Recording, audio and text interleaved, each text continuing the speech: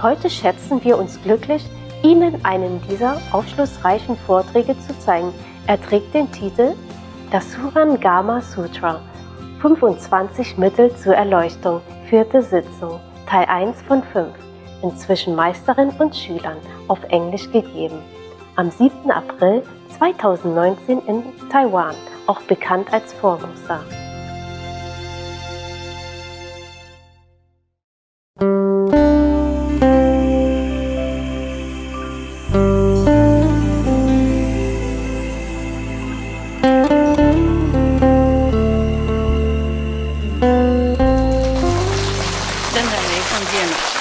哦，女孩子就站到这边来了。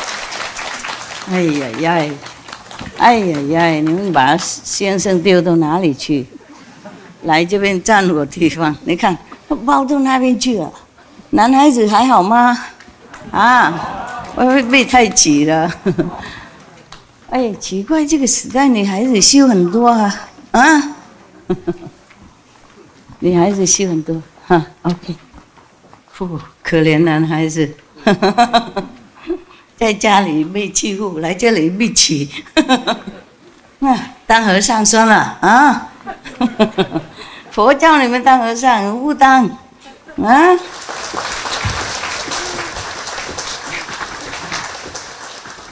！Thank you, thank you. 啊 ，Thank you. 我衣服是比较亮。亮人家才看呢、看着注意啊哈，黑黑的衣服外面都卖很多了，是不是 ？When I go shopping outside, look for clothes, mostly only black, gray, coffee color, coffee milk color, this all the time, yeah. And if you go to a man's house, you see, if you open his garderobe, black, black, black, black. Many suits, all black, yeah? Sometimes I go from aeroplane, you know, before landing, I look down, all black, black, black, black, you know, all the men. Sometimes all the men, for some reason, they gather that day, it's all black. The Taiwanese people, they're sitting outside. Only the 65 something are allowed to come in, you know, for whatever space left. Mostly on that side, nothing. And the woman already eaten up half of the man's size. I wonder what all the men are doing with their lives. Not trying to get enlightenment, nothing. The woman is smarter, I don't know why. Huh? Or it's just you tell the husband, stay home, take care of the kids, quiet, good, right? I'll be back soon, honey. Sweet talk him into working for you. Yes, I wonder. I wonder how come women are so smart and why men don't do the same stuff. You just sissy sass a little bit, then you get what you want. You don't know how, do you? Learn it from your wife or girlfriend. Do what they do. Give them the same medicine. Talk something, you know, tell some logic stuff. Oh, yes. Yeah. That's very good. She just told us that the mantra is useless. Yes. Because only the person who the mastery of that mantra, you know, like, then transmit it to you, then it has use. Okay, that's why initiation cannot be written. You can't just write a book and then read it and become enlightened, or see the light or hear the sound. It has to be transmitted. Yeah. Otherwise, you see Milarepa working so long years, build so many houses, get beaten, black and blue. See nothing, hear nothing. Next to the master even, he sealed it so that maybe he not sealing it, but Milarepa wasn't pure enough. You see, he was not clean enough of the karma in order to even perceive anything.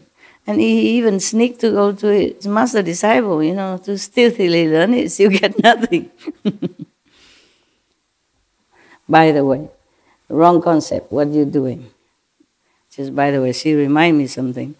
I asked the people before, maybe you were not here, what they do when they were eating. They just hold the bowl like this, and then, no. I asked him, what's that mean? I say, Master, we asked Master to bless it before we eat. I thought you were offering something to me, at least from your heart. I'm not eating it, but everything is about you, me, I.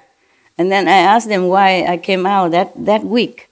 They said, because Master want to see us. And the other one said, Master want to bless us. And the other one said, because Master think we are cold in here, so come out to comfort us. Everything is about us. You have to turn it around, okay? That's why I teach them to offer to the Buddhas before they eat. Not ask for something all the time. But this is a tradition, always ask, please, thank for the food that we're eating, bless our food for us. Oh my God. Poor God, so abused, so used. Okay? Turn around, offer something. Be thankful, okay? Yeah. I myself, I didn't offer anything. Mostly I don't, yeah? I just thank him. At least thank him, okay? I say, the food belongs to you. Everything belongs to you anyway. How can I offer you anything? But thank you. And even if I don't offer, you know that I'm very grateful in my heart to all the things that I have, in this life. But for normal people, you should be thankful at least, offering to the Buddha won't eat it. It's just at least some filial spirit, grateful heart. Not always, bless us, bless food, bless my house, bless this, everything for us. That's a wrong concept. Of course the Master will bless your food, but why don't you, say something?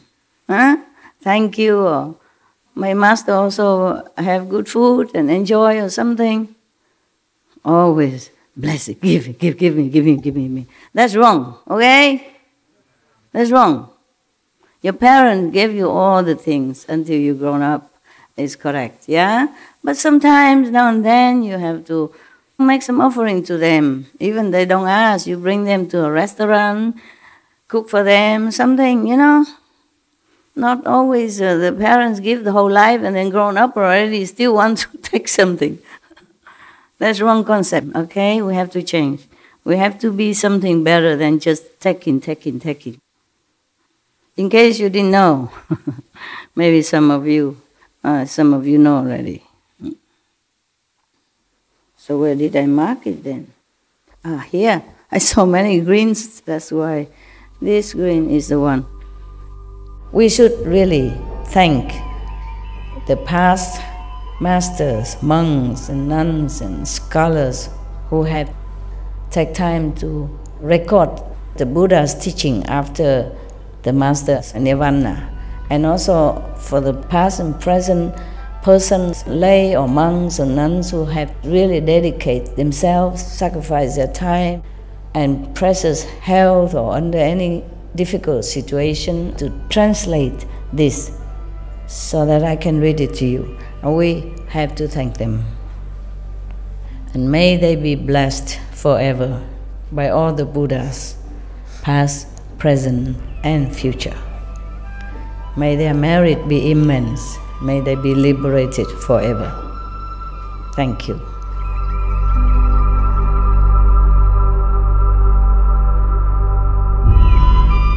According to Buddhism and the believer and the tradition, when you read sutra and all that, you have to put on incense, flower, and bow to the sutra first and thank all the Buddhas and Bodhisattvas in 10 directions, all respectfully, before you read it, okay? And then you cover the sutra also with silk or, beautiful cloth, and I just make it more popular. Yeah, more easy, simple. And I apologize to all the Buddha. I say if I done something wrong, according to the tradition, my heart is full of respect. It's just that I cannot always do that. So please, all the sin, whatever I've done wrong, is all on me.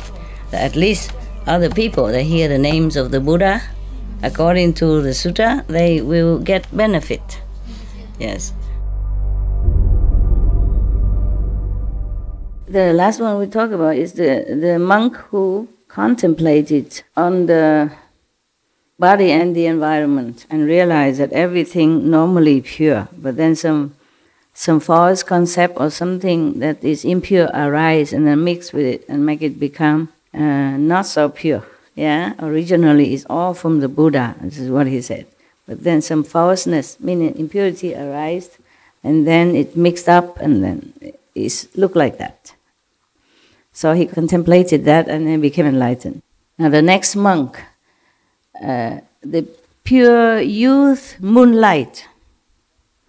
So maybe he's very young, he's a young monk named Moonlight, arose from his seat, bowed at the Buddha's feet, and said to the Buddha, I remember that long ago, beyond Kalpas, as many as there are sands in the Ganges, there was a Buddha in the world named Water God, who taught all the bodhisattvas to cultivate the contemplation of water and enter samadhi.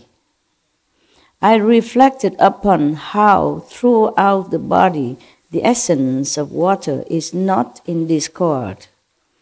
I started with mucus and saliva and went on through digestive juices, phlegm, semen, blood to urine and excrement. As it revolved through my body, the nature of water was identical. I saw that the water in my body was not at all different from that in the world outside, even that in royal lands of floating banners, with all their seas of fragrant waters. At that time, when I first succeeded in the contemplation of water, I could see only water. I still had not gotten beyond my physical body. I was a bhikshu then, at that time, and now he also is, but at that time he was. And once when I was in dhyana, repose, in my room, dhyana means meditation, Zen, a disciple of mine peeked in the window and saw only pure water there, which filled the entire room. He saw nothing else.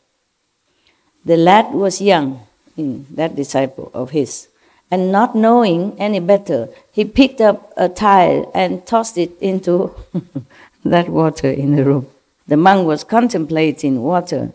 Therefore, he identified himself even already with water. He so concentrated that nothing else there except water. And then his disciples saw only water. He's just a kid, Normally you see water and sometimes they throw a stone to see it, boom, something like that. To see the circle. Yeah, they do that with no reason. It hit the water with a plunk. He gazed around and then left. When I came out of concentration, I was suddenly aware of a pain in my heart, and I felt like Sariputra must have felt when he met that cruel ghost. That's another story. I thought to myself, I am already an arhat and have long since abandoned conditions that bring on illness, mean he won't get sick ever. Yes. Why is it that today I suddenly have a pain in my heart? Am I about to lose the position of non-retreat? Meaning, position of non-retreat, just like non-return, I mean, you always forward, you never go back to the physical existence ever again. I mean, you're forward already. You would never coming back. But he doubts it because he has a pain in his heart. And he thinks maybe he lost their status. Maybe he has to. Maybe one day he somehow return to the ordinary status, like a human or whatever in the physical. Just then, He was wondering like that. Just then, the young lad came promptly to me and related what had happened. I quickly said to him, "When you see the water again, you may open the door, wade into the water, and remove the tile." Redo the things, okay? Redo the action.